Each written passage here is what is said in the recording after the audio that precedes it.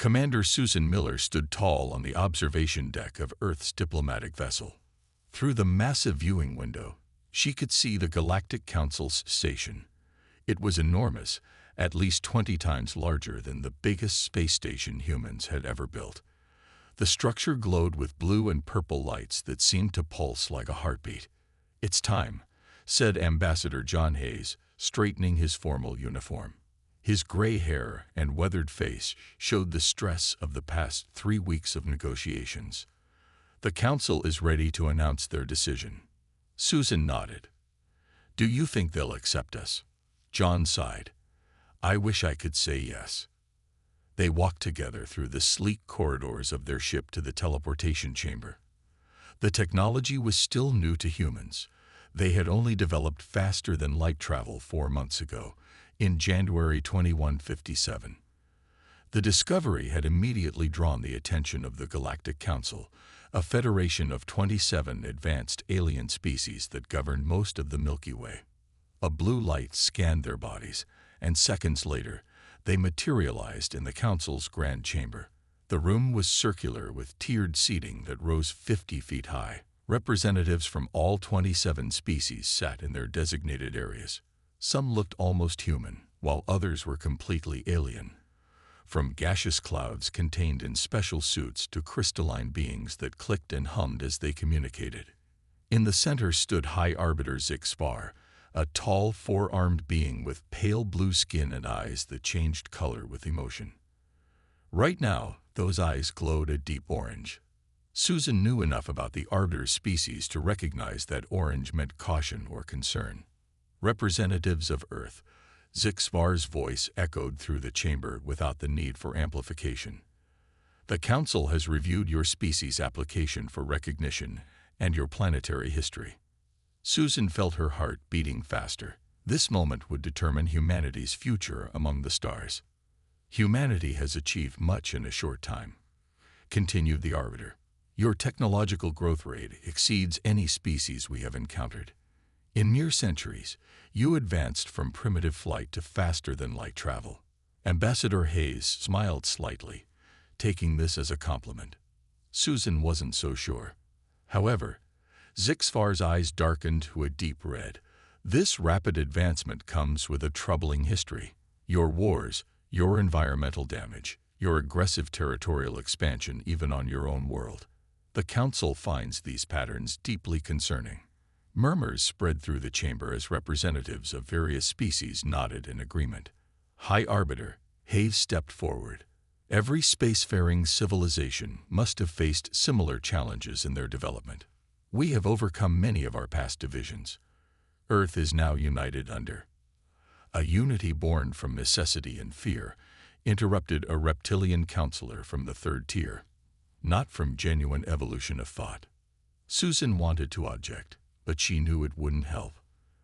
"The Council has voted," announced Zixvar.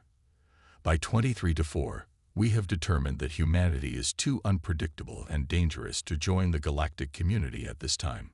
The chamber grew silent.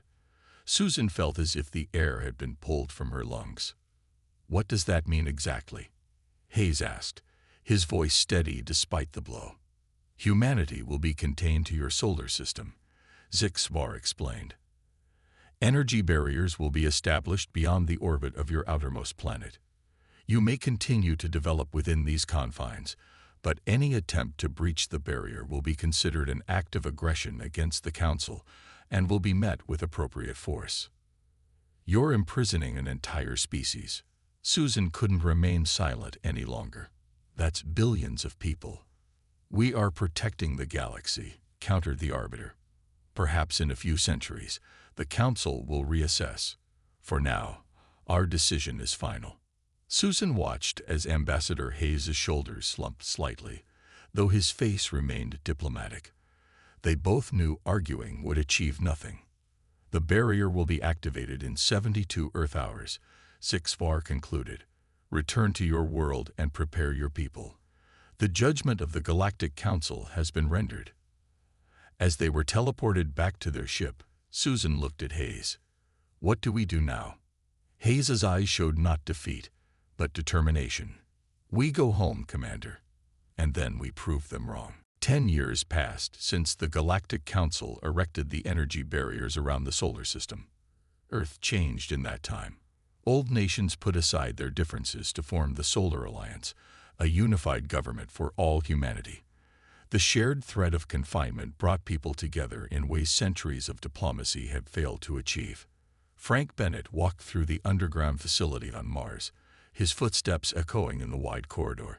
As Director of Defense, he had access to every project in the Alliance, but Project Breakout was special. It existed in only a handful of official records. He reached the main laboratory where Chief Scientist Laura Wright was working. Her gray-streaked brown hair was tied back as she studied holographic displays showing complex equations. "Any progress?" Frank asked. Laura looked up. "See for yourself." She tapped a control panel, and the wall slid open to reveal an observation room. Below, a small prototype ship sat in a testing chamber. It was unlike any vessel Frank had seen before, with strange curves and sections that seemed to bend in impossible ways. "We've been studying the barrier technology," Laura explained. "The Council thinks they trapped us, but they actually gave us exactly what we needed." "How so?" "The barriers work by blocking normal space, but we found they can't account for quantum entanglement. It's like they built a wall but forgot about the tunnels underneath." Frank watched as technicians moved around the prototype. "And this ship can exploit that weakness." Laura nodded. "Instead of pushing through regular space like conventional FTL, we're developing a drive that lets ships skip through subspace. The Council's barriers are useless against it." "How soon until it's ready?" "We've successfully teleported small objects past a barrier replica. A manned mission is still at least 5 years away. We need to be absolutely certain it's safe." Frank nodded. The risk was enormous. If the Council discovered they were trying to break free, the consequences could be extinction. Across the solar system on Earth, Kevin Park sat in Ambassador Hayes' office in New Geneva. The elderly diplomat had become a mentor to Kevin over the past decade. "The Alliance Council wants answers," Kevin said. "People are getting restless. 10 years in this cage, and some are starting to think we should try negotiating with the Galactic Council again." John Hayes, now in his 70s, shook his head. "That would be a mistake. I studied everything we know about the 27 species on the Council. Most of them don't understand humans at all. Their civilizations evolved slowly, methodically. Our rapid development frightens them. So what's our alternative? Just wait in our solar system prison until they decide we're harmless." Hayes smiled. "Did I ever tell you about the American Civil War general who said, 'If you can't win by force, win by deception'?"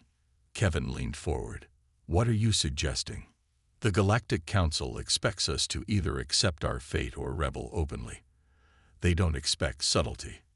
Hayes pulled out a data pad and showed Kevin a classified file marked Project Breakout. "The Council believes they've contained us. Their patrols around the barrier are minimal. They think their technology is flawless." Hayes' eyes gleamed with the same determination he'd shown a decade ago. "If we can slip out undetected, establish ourselves beyond their reach before they realize what's happening." Kevin studied the schematics of the strange ship design. "You're not talking about challenging the Council. You're talking about bypassing them completely." "Exactly. Why fight an enemy that outguns you when you can simply make them irrelevant?" Hayes looked out the window at the rebuilt skyline of New Geneva. "The Council thinks confining us will make humanity weaker. Instead, it's forced us to become more innovative, more united, more determined." Kevin saw the wisdom in Hayes' strategy. "So we don't just break out. We build something better," Hayes finished. "Something the Council never imagined." The ship was ready. After 16 years of confinement and 6 years of intense development, the SAS Defiance floated in the construction bay on Titan, Saturn's largest moon. Its hull gleamed under the artificial lights, the strange geometric patterns essential to the quantum drive catching and bending the light in unusual ways. Captain Maria Ford walked through the vessel's main corridor for the first time. At 42, She had spent half her adult life training for space missions that could never leave the solar system. Until now. "What do you think, Captain?" asked Paul Nichols, her navigation officer. He was younger than Maria by nearly 15 years, born after the barrier went up. He had never known a world where humans could freely explore the stars.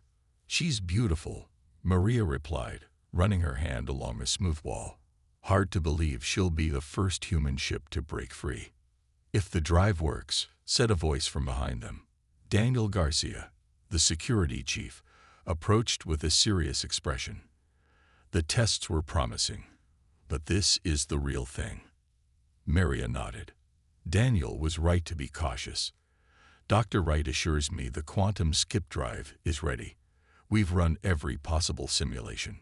The three officers continued their inspection, eventually reaching the bridge. Unlike the bulky command centers of earlier ships, the Defiance's bridge was compact and efficient. Just 5 stations for the skeleton crew who would make this historic journey. "Launch is scheduled for 600 tomorrow," Maria told her officers. "Get some rest. If all goes well, we'll be making history." That night, Maria couldn't sleep. She stood at the viewport in her quarters, looking out at the stars. Somewhere beyond the invisible barrier lay endless possibilities, or death, if the Council caught them. Morning came quickly. The crew took their positions as final launch preparations began. Director Bennett's voice came through the communication system from Mission Control on Titan. "Captain Ford, the Solar Alliance thanks you and your crew for your courage. The success of this mission could change humanity's future forever." "We won't let you down, sir," Maria replied. Dr. Laura Wright spoke next. "Remember, Captain, the quantum skip drive creates a temporary bubble of subspace around the ship. You'll experience a moment of disorientation as you pass through the barrier, but our tests indicate it should last no more than 10 seconds. "Understood, Doctor." The launch countdown began. Maria felt her heart pounding as the ship's systems powered up around her. The quantum drive hummed with energy unlike anything she'd heard before. 5, 4, 3, 2, 1. Drive activation. The world around them seemed to bend. Colors shifted in impossible ways. Maria's stomach lurched as reality itself appeared to fold around the Defiance. For exactly 9 seconds, every crew member felt as if they were both everywhere and nowhere at once. Then suddenly, normality returned. The ship's systems stabilized. "Status report," Maria ordered, her voice steady despite the lingering disorientation. "All systems operational," Paul reported from navigation. The drive worked exactly as predicted. "Position?" Maria asked, almost afraid to hear the answer. Paul checked his instruments, then looked up with wide eyes. We're beyond the barrier, Captain. We did it." The bridge crew wanted to cheer, but Maria raised her hand for silence. "Communications blackout as planned. We don't know if the Council can detect us out here." Daniel nodded from the security station. "No sign of Council ships or monitoring systems in range, but we should proceed with caution." "Agreed," said Maria. "Set course for the Proxima Centauri system as planned. Let's see what's out there." As the Defiance moved silently through space, Maria thought about what this meant. For the first time in 16 years, humans were traveling beyond their prison. But rather than announcing their freedom to the galaxy, they would move quietly, gathering information, finding resources, and preparing. The Solar Alliance had chosen patience over confrontation. Instead of challenging the Galactic Council directly, humanity would build its strength in secret, and when they finally revealed themselves, they would be ready. The stars outside the viewport seemed brighter somehow, full of promise and possibility. Maria smiled. The real journey was just beginning. 12 years had passed since the Defiance's historic journey. In that time, humanity had sent more ships beyond the barrier. All moved carefully to avoid Council detection. Explorers mapped uncharted regions, found resource-rich planets, and discovered something unexpected: traces of an ancient civilization called the Precursors. Now, on a planet 50 light-years from Earth, the first human colony outside the solar system was taking shape. They named it New Horizon. Unlike the red dust of Mars or the icy moons of Jupiter, New Horizon had blue skies, breathable air, and fertile soil. It was everything Earth had been before centuries of industrialization. Carol Johnson stood on a hill overlooking the main settlement. As colony administrator, she felt responsible for every one of the 5,000 colonists who had made the dangerous journey. The collection of prefabricated buildings and newly constructed wooden structures didn't look impressive yet, but it represented something profound: humanity's refusal to be contained. "Beautiful view," said a voice behind her. Carol turned to see Major William Carter walking up the hill. The security chief had a rifle slung over his shoulder, standard practice when patrolling the colony's perimeter. "Any problems today?" she asked. "All quiet," he replied, standing beside her. "The perimeter sensors are finally working properly. If anything larger than a rabbit approaches the colony, we'll know about it." Carol nodded. They had discovered that New Horizon had its own native wildlife, mostly small creatures similar to Earth's insects and rodents. Nothing dangerous had been found, but they remained cautious. "The farming team reports the first crops are growing well," Carol said. "If everything continues as planned, we'll have our first harvest in 2 months. Then we can start reducing our dependence on supplies from Earth." William smiled. "Hard to believe how far we've come. 12 years ago, we were trapped in one system. Now we're building a new world." Their conversation was interrupted by an urgent voice on William's communication device. "Major Carter, multiple unidentified flying objects approaching from the south. They're not responding to hails." William's expression changed instantly. "Get back to the command center," he told Carol. "I'll mobilize the defense team." Carol ran down the hill toward the colony's central building. By the time she reached the command center, the situation was already unfolding on the large display screen. 3 ships of unknown design were descending toward the colony. "They're not council vessels," said the communications officer. "Design doesn't match any known council species." "Defensive positions," William ordered as he entered the room. "Activate the shield generators." The precursor technology that human explorers had discovered over the years had yielded many advances. The energy shields now humming to life around the colony were one example. The unknown ships landed just outside the shield perimeter. Strange creatures emerged, reptilian bipeds with reddish scales and 4 arms. They carried weapons and approached the shield barrier. "They're Urachthi," said Dr. Eric Phillips, the colony's xenobiologist. "I studied council records about them. They were denied membership in the Galactic Council centuries ago.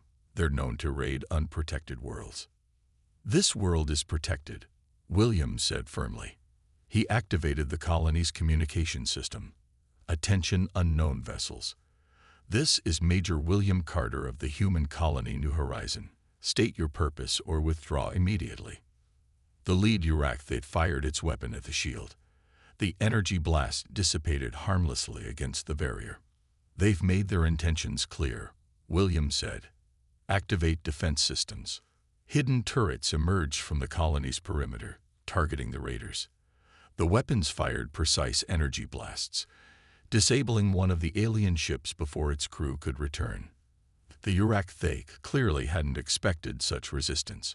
After several more failed attempts to penetrate the shield, they retreated to their remaining ships and fled. "They'll be back," William said, "probably with more ships." Carol nodded.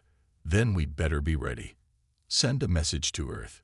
We need more defenses, and we need to know if other colonies have encountered these raiders." The incident confirmed what they had long suspected. Humanity wasn't the only species operating outside Council authority. The galaxy beyond the Council's reach was wild and dangerous. But humans had survived adversity before. The attack would only make them stronger, more determined to succeed. Maria Ford, now Admiral Ford, stood on the bridge of her new command ship, the SAS Unity. At 58, she had more silver than brown in her hair, but her eyes still held the same determination they had when she first piloted the Defiance beyond the barrier. The Unity was much larger than her old ship, with a crew of 500 and technology that combined human innovation with discoveries from precursor ruins. "We're approaching the meeting coordinates," Admiral reported her first officer. Maria nodded. "Take us out of quantum skip. Let's make a good impression." The ship transitioned smoothly back into normal space. Through the main viewport, Maria could see the massive gas giant planet they had chosen as a neutral meeting ground. 3 other ships waited there, each representing a different non-council species. "Open communications," Maria ordered. The central display activated, showing 3 alien faces. On the left was Kraz, a representative of the Drax, a reptilian species with copper-colored scales and 4 yellow eyes. In the center was Vosh, from the hive-minded Vess, who looked almost insect-like with a blue exoskeleton. On the right was Quell, a gaseous being from the Mira Collective who required a containment suit to interact with solid matter life forms. "Thank you all for coming," Maria began. "Today marks an important step for all our peoples." Kraz spoke first, his voice deep and rumbling. "The Drax have suffered under council restrictions for generations. When your diplomat approached us with this alliance idea, many were skeptical. But your actions against the Urakthi raiders prove humans can be valuable allies." "The Vess concur," said Vosh, her voice melodic despite her alien appearance. "The Council deemed our collective consciousness too unpredictable for membership. They fear what they do not understand." "As they feared humans," Maria acknowledged. "And that fear led them to contain us, thinking it would weaken us. Instead, it forced us to become stronger, more resourceful." Quell's containment suit flickered with lights as the being communicated. "The Mira were denied council membership because our non-physical nature made them uncomfortable. For centuries, we have existed on the edges of known space. Your proposal for a formal alliance of non-council species is intriguing." The meeting continued for hours as the 4 representatives discussed the possibilities. By the end, they had agreed on the framework for what would become the Frontier Coalition, an alliance of species operating beyond council control. 2 days later, Maria met with Benjamin Lee, the chief engineer who had been studying precursor technology for the past decade. They gathered in a secure room aboard the Unity, surrounded by holographic displays showing technical schematics. "The integration is working better than expected," Benjamin explained, manipulating a hologram to show the inner workings of a new drive system. "We've successfully combined Drax energy management, Vess bio-neural networks, and Mira phase technology with our own designs." Maria examined the display. "And this is compatible with the precursor artifacts we've recovered." "Absolutely. The precursors seem to design their technology to be adaptable. It's almost as if they intended for other species to find and use their creations." "How soon until we can implement these upgrades across the Coalition fleet?" Maria asked. "The first 10 ships should be ready within 6 months. Full implementation might take 2 years." Benjamin paused. "There's something else you should see." He changed the display to show a star map of known space. The Council-controlled systems were highlighted in blue, while the growing network of Coalition territories appeared in green. "We're expanding faster than anyone anticipated," Benjamin said. "At current rates, within 5 years, the Coalition will control more systems than the Council." Maria studied the map thoughtfully. "And they still have no idea. Our intelligence suggests they detected some unusual activity, but they attribute it to cosmic anomalies or the activities of known pirate groups. The quantum skip drive remains undetectable to their sensors." Maria nodded, satisfaction in her expression. The Council thought they were containing a problem. Instead, they allowed something new to grow beyond their sight, something that may one day eclipse them. Benjamin smiled. "They never understood humans very well, did they?" "No," Maria agreed. "And that was their greatest mistake." Dr. Lisa Chen floated weightlessly in her protective suit, staring at the massive structure before her. The Nexus, as they had named it, defied easy description. It was roughly spherical, about the size of Earth's moon, but its surface was covered with intricate geometric patterns that seemed to shift and change even as she watched. Parts of it glowed with a soft blue light that pulsed like a heartbeat. "It's incredible," she whispered, though only her research partner could hear her through the private communication channel. "And it's at least 10 million years old, according to our scans," replied Dr. Sam Wallace, who floated nearby. "The precursors built to last." Their small research vessel was anchored about a kilometer from the Nexus. After years of studying fragments of precursor technology, the Coalition had finally discovered what appeared to be the heart of that ancient civilization's power, a massive artificial construct hidden in the space between two spiral arms of the galaxy. Lisa activated her suit's thrusters and moved closer to one of the glowing sections. Her instruments recorded readings that defied conventional physics. "The energy output is impossible," she said. "It's as if it's drawing power from somewhere else. Not just another location, but another dimension entirely." Sam joined her, his instruments confirming her readings. "If we could understand this technology, we could power the entire Coalition with just a fraction of this energy." Back on the research vessel, they transmitted their findings to Coalition headquarters. Within days, more ships arrived, establishing a research base to study the Nexus. Scientists from all Coalition species worked together, each bringing unique perspectives to the challenge of understanding precursor technology. Meanwhile, across the galaxy, Commander Gralthik of the Galactic Council's Security Force reviewed reports of unusual energy readings from a normally quiet sector of space. "These disturbances have been increasing over the past 6 months," said his science officer. "They don't match any known natural phenomenon."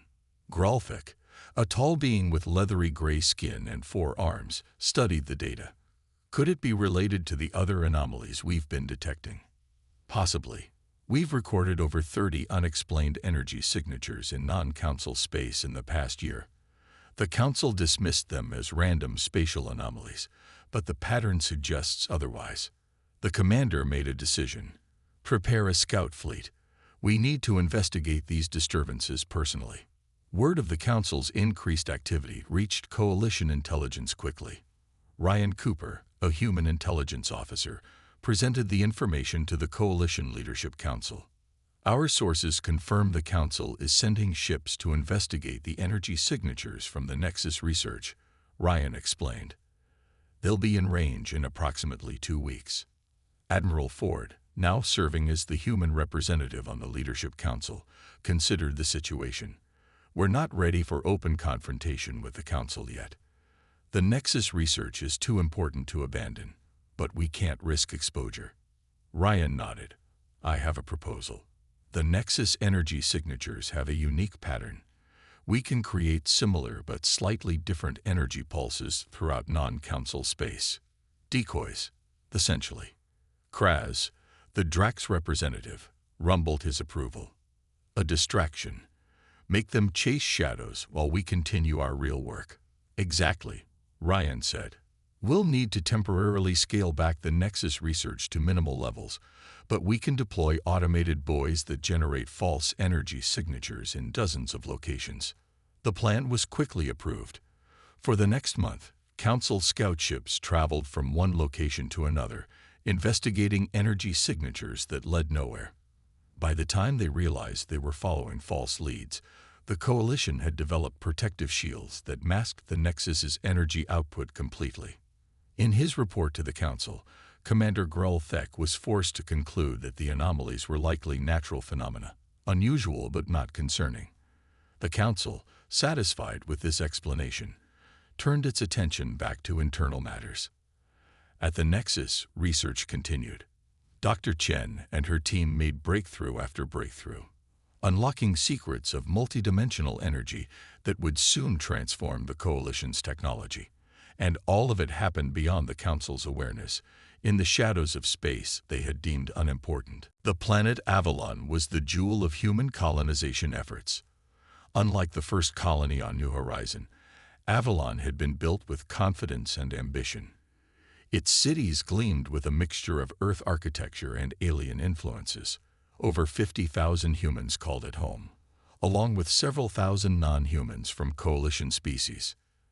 Admiral Stephen Rodriguez stood on the bridge of his flagship, the SAS Intrepid.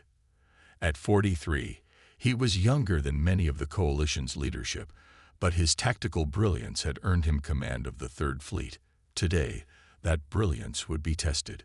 Council ships entering the system, Admiral, reported his tactical officer. 5 heavy cruisers and 10 support vessels. Stephen nodded calmly. This moment had been inevitable. After nearly 50 years of secret expansion, humanity's presence beyond the barrier had grown too large to hide forever. All ships, battle formation Delta, he ordered. Activate Nexus shields but hold fire. Let's see what they want first. The coalition fleet of 12 ships moved into defensive positions around Avalon. Their hulls contained technology that would have seemed like magic to the humans who first faced the Council's judgment decades ago. The lead Council ship opened communications. On the main screen appeared High Arbiter Mevlorn, a tall, willowy being with pale skin, and 6 eyes arranged in a circle on their face. This is High Arbiter Mevlorn of the Galactic Council. We have detected an illegal human settlement in this system. You are in violation of Council containment protocols established 53 years ago. Surrender immediately or face destruction. Stephen straightened his uniform and stepped forward. This is Admiral Stephen Rodriguez of the Frontier Coalition. The planet Avalon is a sovereign world under Coalition protection. We do not recognize the Council's authority here. The Arbiter's 6 eyes blinked in sequence, a sign of surprise or agitation. Humans were confined to their home system by Council decree. Your presence here is illegal.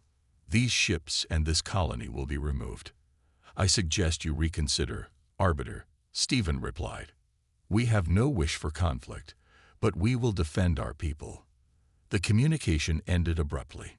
Moments later, the Council ships launched fighters and began advancing toward Avalon.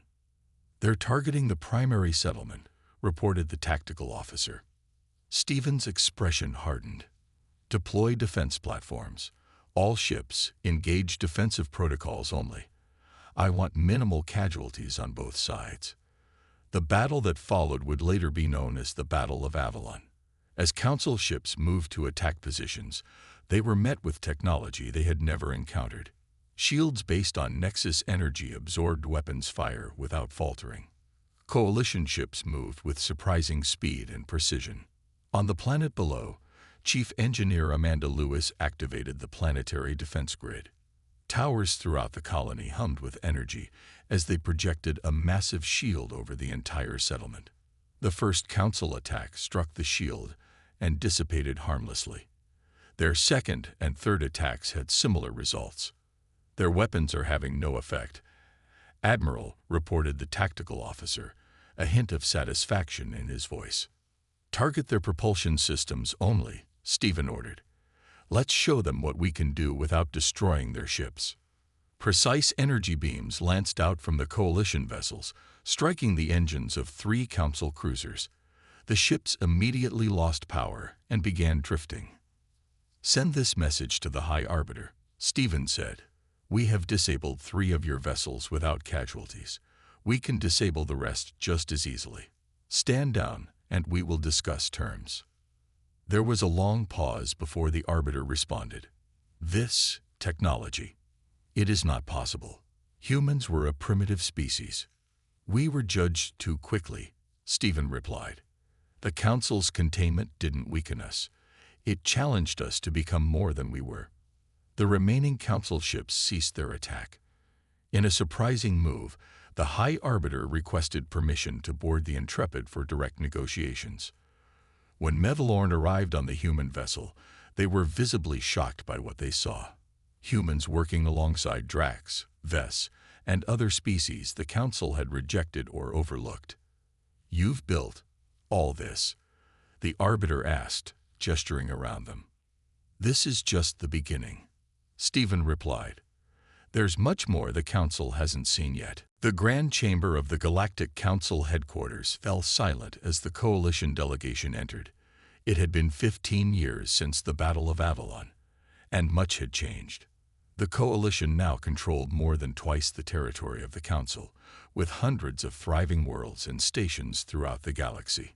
Ambassador Kevin Park led the human contingent. At 78, his hair was white, and his steps slower, but his mind remained sharp. Behind him walked representatives from the Drax, the Vess, the Mira, and a dozen other species who had joined the Coalition over the decades. On the raised platform sat the 27 Council members, looking much less imposing than they had when they banished humanity nearly a century ago. High Arbiter Mevlorn rose to address the gathering. The Galactic Council recognizes the delegation from the Frontier Coalition. Mevlorn announced, their 6 eyes blinking nervously. You have requested this meeting. We will hear you. Kevin stepped forward. As a young man, he had listened to Ambassador Hayes describe this very chamber. Now he stood here himself, not as a supplicant but as an equal, perhaps even more than an equal. Honored Council members, Kevin began, his voice strong and clear. For 90 years, our peoples have existed apart. What began as punishment, the containment of humanity, led to something none of you anticipated. Beyond your sight, we built not just colonies or outposts, but a true interstellar civilization. He activated a holographic display showing the current map of known space. The Council territories glowed blue, while Coalition space, nearly 3 times larger, shone green. Today, the Coalition includes 43 species across more than 500 worlds. Our combined technological advancement, powered by precursor discoveries, exceeds the Council's in nearly every measurable way. Murmurs spread through the chamber. Some Council members looked alarmed, others curious, a few even impressed. We have not come to threaten or to boast, Kevin continued. We have come to propose a new beginning. The division between Council and Coalition has led to inefficiency, duplication of effort, and unnecessary tension. The challenges of our galaxy, from resource limitations to the dangers of unknown space, would be better faced together. He gestured to his fellow representatives. The Coalition was founded on principles of cooperation, mutual respect, and shared progress. We propose the formation of a new governing body, the United Stellar Commonwealth, where all species have equal representation and equal opportunity. High Arbiter Mevlorn studied the human with all 6 eyes. You propose that the Council simply dissolve itself. After 50,000 years of governance, we propose evolution, not dissolution, Kevin replied. The Commonwealth would incorporate the best aspects of both the Council and the Coalition. Your experience and historical knowledge combined with our innovation and inclusivity. A Council member from a crystalline species spoke up. Why should we trust humans to lead such a Commonwealth? Your species was deemed too unpredictable, too dangerous. We don't ask to lead alone, Kevin said. Leadership would rotate among all member species, and as for being unpredictable, yes, we are. That unpredictability led us to break your barrier, to form the Coalition, to rediscover precursor technology that the Council had overlooked for millennia. He smiled slightly. Perhaps the galaxy needs a little unpredictability to grow. The discussions continued for days. Some Council members resisted fiercely, while others saw the wisdom in Kevin's proposal. In the end, pragmatism won out. The Council could not match the Coalition's resources or technology. A peaceful merger was better than slow decline.